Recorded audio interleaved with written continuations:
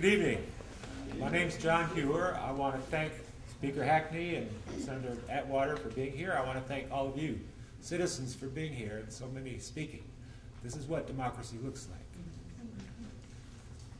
I especially want to thank Senator Atwater for sponsorship of the anti-bullying legislation that in the schools that recently passed the Senate. It passed in the House last session, so we might think that it has a good chance of passing again.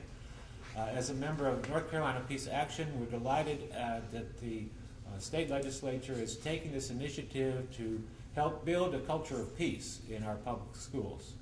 However, with the drastic cuts in public education, we're looking at an absence of any opportunity to meaningfully implement this new legislation. I think the cuts proposed for public education have to be reconsidered in the light of opportunities for enhancing our revenue, enhancing our revenue stream into the state budget. And I hope we can address that issue more this evening. Also, as a member of the Hope Coalition, here are public employees. As a retired university employee, public employee, I'd like to speak to an issue that was raised, Speaker Hackney, when we met in your offices last week.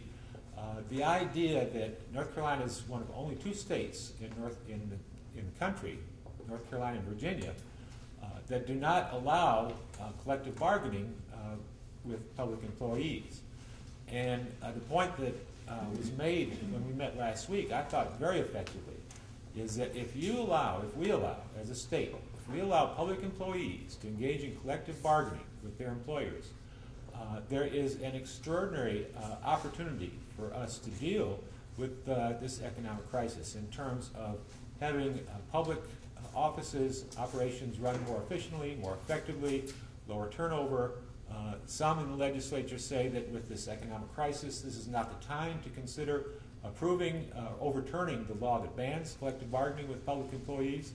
But I think there's a good case to be made that this is exactly the time that we need to overturn the ban on collective bargaining for public employees. Thank you.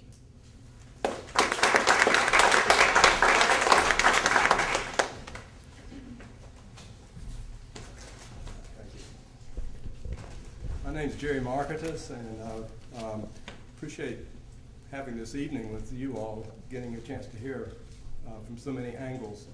And I want to thank Mr. Hackney and Mr. Atwater for being here for this.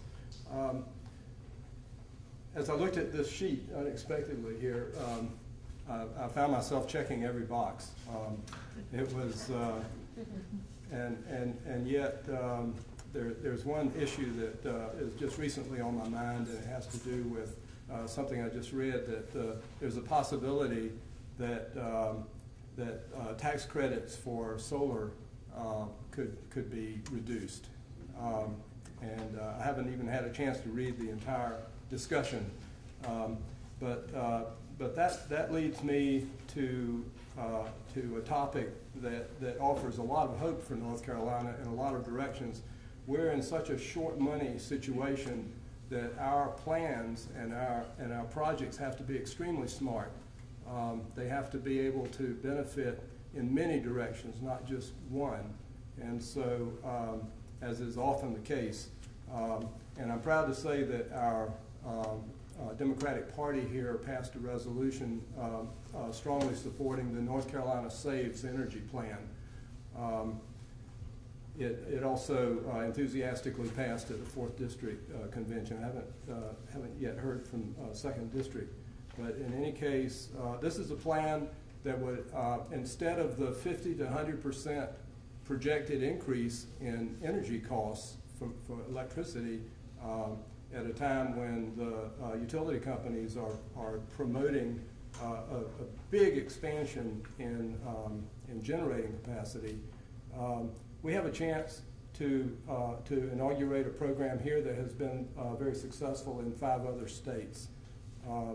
And the benefit it would add, instead of a big percentage, kind of like Duke Power is foreshadowing now with asking for a 12% increase in rates, it would allow, it would set up an independent nonprofit that would, and it would add a couple of dollars a month projected to electric bills. And that money would go into weatherizing houses for the most vulnerable across the state. I live in a really old house, and I guarantee you it has been a challenge to tighten it up enough to be able to afford winter heat. One of the major factors in energy generating, in electricity generation, is just an extreme amount of water that's used for cooling. We see a lot of it becoming a cloud over here at the nuclear plant, and there's a lot of water that is pulled out of streams and then returned to streams, but returned at an elevated temperature that prevents oxygen from sufficiently getting in there for a lot of the fish populations. Duke Power is trying to position itself for maximum energy output instead of taking to heart the needs that we're all trying to deal with in terms of reducing energy use. We would be downwind of the emissions from the Cliffside plant with a significant reduction in energy use that this North Carolina Saves plan would help. We would get health benefits from not having to breathe as much of the emissions, and we would only be paying for capacity that we're actually using. Finally, the administration in Washington has dedicated major money for a recovery plan that will only last 2 years. And you hear about green jobs being created. Those jobs will evaporate as soon as that money is gone. The North Carolina Saves Energy proposal would provide a modest but real revenue stream that would sustain those jobs and help create jobs in a category that's not going to be exported overseas.